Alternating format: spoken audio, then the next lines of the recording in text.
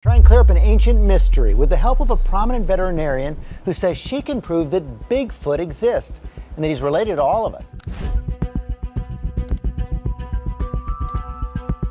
Moments ago, one Bigfoot sighting was so real it shook the belief of even the most hardened skeptic.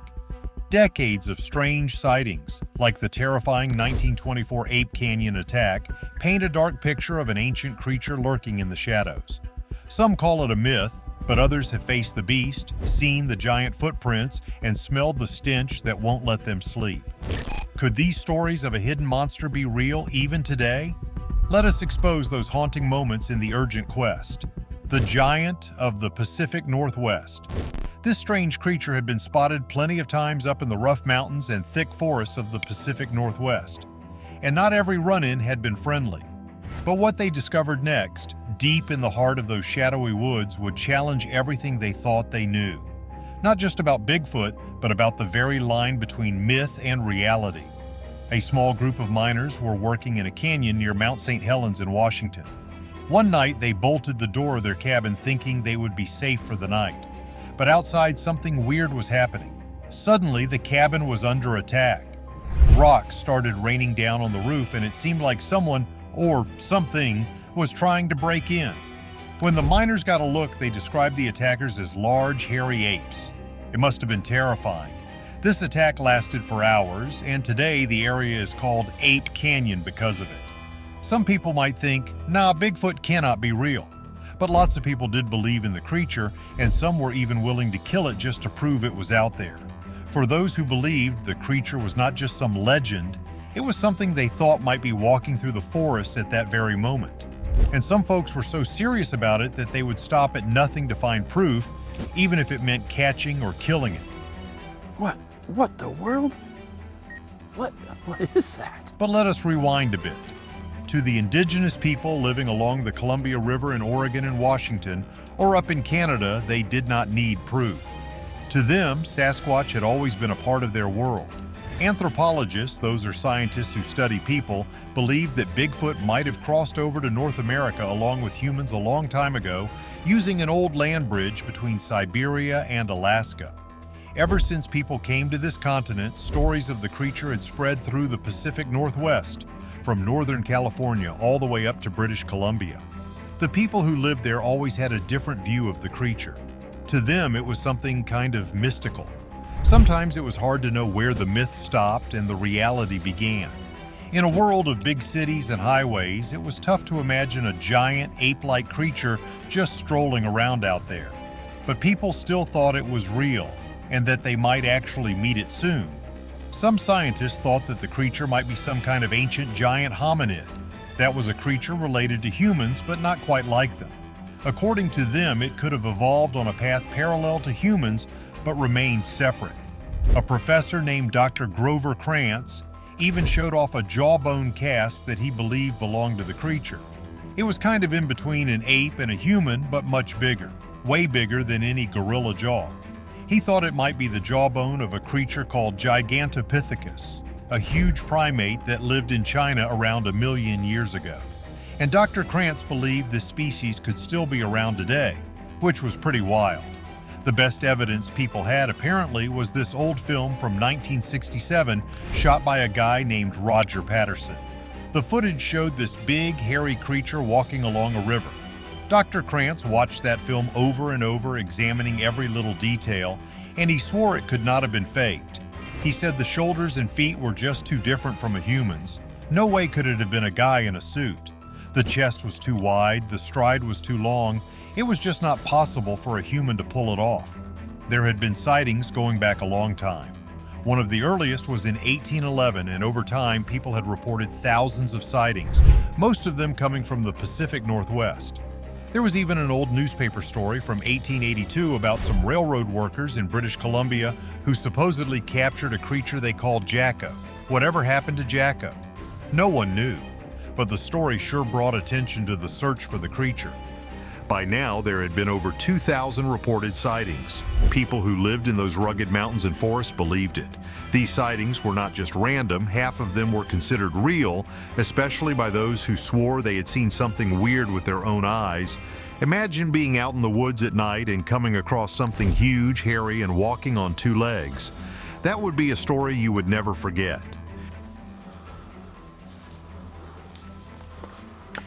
Sheriffs and hunters had seen strange tracks too.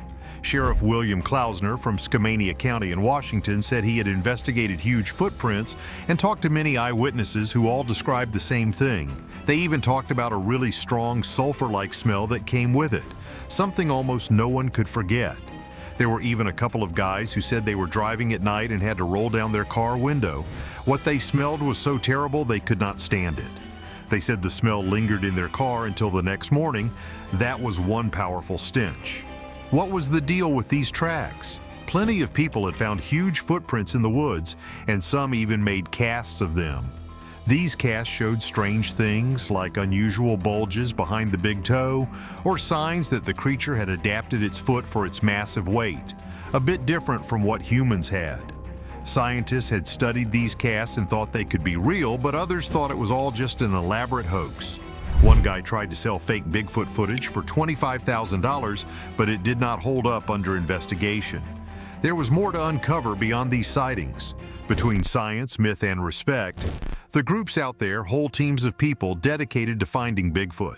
Some of them, like Peter Byrne, used to be big game hunters, but decided they would rather shoot it with a camera than a gun. For years, they had scoured the forests, following up every sighting and set of tracks. They were serious about it, and they were willing to go wherever the stories led them. Byrne thought that they could find it without having to kill it, that there were other ways to prove it was out there. But not everyone agreed. Some hunters said the only way to prove it was real was by shooting it and bringing in the body.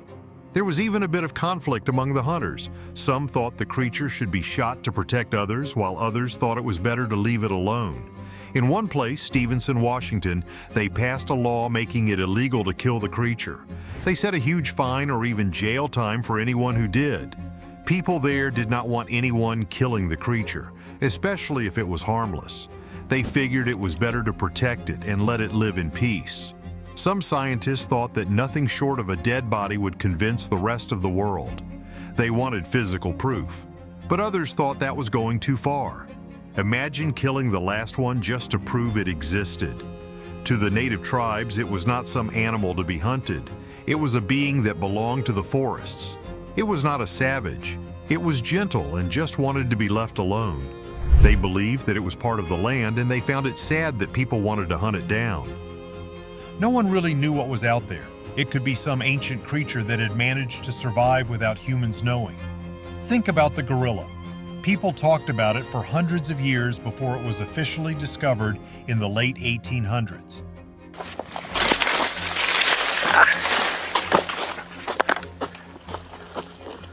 There was even a type of fish called the coelacanth that scientists thought had been extinct for 80 million years until they found it swimming around off the coast of Africa in the 1900s. Could it be like that? A creature that was just really good at hiding? People like Peter Byrne thought humans should approach it with respect. If it was real, it had managed to avoid them for this long, and that meant it probably knew them better than they knew it. Instead of charging in with guns, maybe people should think about how they would react to finally meeting it. After all, it had been eluding them for so long, and it was possible that it was waiting to see if they were ready to understand it. The search for it continued, and the Pacific Northwest was still full of people hoping for that one undeniable piece of evidence.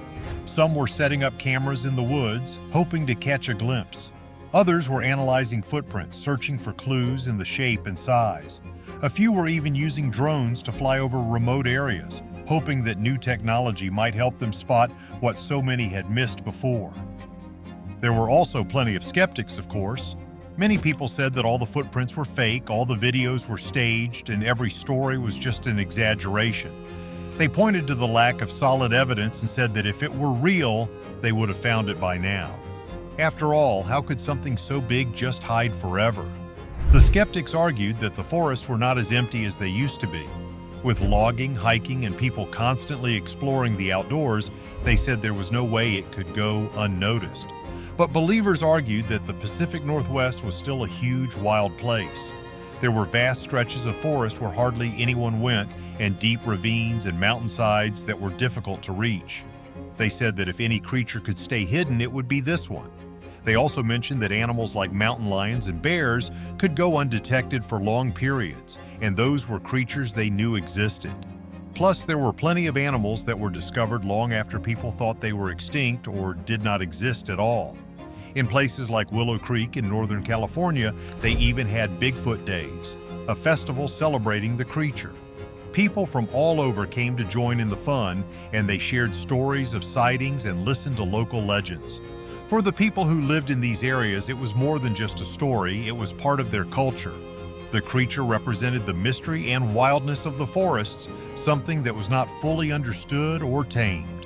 Whether they had seen it themselves or not, they loved the idea that there were still secrets out there waiting to be discovered. But what if someone did find it? What would happen then? Scientists would want to study it, of course, and there would probably be a lot of debate about how to treat it. Would it be considered an endangered species? Would people try to put it in a zoo, or would they protect its habitat and let it stay wild? There were so many questions and no clear answers. And that was part of what made the mystery so intriguing. There was no telling what could happen if it were found. For now, though, it remains a mystery. People kept looking, and every once in a while, a new sighting or some strange footprints made the news. The mystery kept growing, and the stories kept spreading. Whether it was a real creature or just a legend, it had captured the imagination of people all over the world. It represented something unknown, something that they could not quite explain. And maybe that was why they kept searching, because in a world where they thought they knew everything, it was exciting to think that there might still be something out there, hiding in the shadows, waiting to be found. While Bigfoot remained a mystery, it wasn't the only one waiting to be explored. Why the Bigfoot legend refuses to die. The ongoing adventure of finding Bigfoot was a tale of curiosity, fear, and hope. Whether it was a myth or a real-life living legend, people just could not stop searching for it. Some wanted to capture it, some wanted to kill it, and others just wanted to know that it was out there, roaming free in the deep forests. And who knew? Maybe one day someone would come face to face with it and finally bring an end to the mystery. The craze really kicked off back in 1958 when a journalist named Andrew Gonzoli published a story about some huge footprints found by loggers in Northern California. People went crazy over the story, and soon everyone was looking for the big guy. But stories of these giant hairy creatures are actually much older than that. Indigenous people across North America have been talking about wild men or hairy men in the forest for generations. People who claim they have seen it say it stands anywhere between 6 to 15 feet tall. Yes, 15 feet. They also say its footprints are about 2 feet long and 8 inches wide, basically the size of a small surfboard. It's always covered in hair, smells pretty bad like rotten eggs mixed with wet dogs, and has a creepy high-pitched scream. Despite all these wild descriptions, nobody has found anything solid like bones, a body, or convincing DNA evidence. Scientists think it's just a mix of folklore, misidentifications, and hoaxes. The biggest problem is that there is no physical proof. No bones, no fur, no nests if they even make nests. All the hair samples that people have found usually turn out to be from animals we already know, like bears or deer. The more scientists look into it, the less likely it seems that it could be real. Some researchers have different ideas about what might be behind the sightings. Some say it could just be bears standing on their hind legs. If you squint and it's getting dark, a bear could look a lot like a tall, hairy person. Others think it's just the power of suggestion. If someone goes into the woods thinking they might see it, their brain might convince them that they did. Humans are great at seeing patterns even when there are none, so maybe that is why so many people swear they have seen it.